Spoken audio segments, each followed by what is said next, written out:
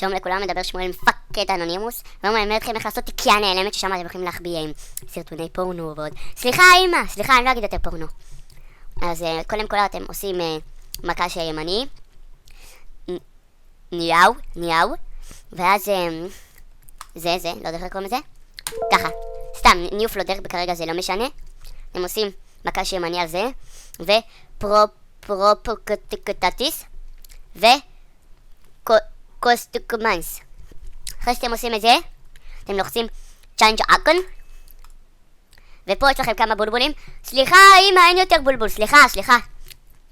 ופה אתם הולכים קצת עד שאתם רואים כאלה, אוקיי? ואתם לוחצים על זה, אוקיי, לא לוחצים על זה, עושים פה טיקטיקס. עוד פעם את זה. עכשיו את זה תעשו. הנה פה, יש פה רק כתיבה. עכשיו אתם לוחצים עם מקש ימני, רנגמג, ואתם עושים אלט 250, לא, קודם למחוק ועכשיו אלט 255, אנטר. אוקיי, לא עבד עוד פעם. עכשיו אני אזיין לו את האמא. סליחה אמא, לא, איי, אמא לא, איי, סליחה. מוחקים, אלט, הלכי, 255, אנטר. לא עובד, נעשה את זה עוד פעם, רנם.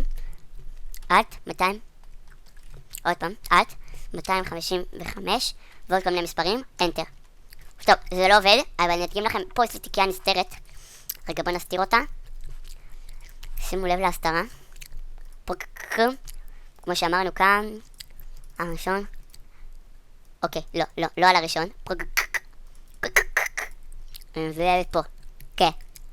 הנה, וואו, אמייזינג. תודה.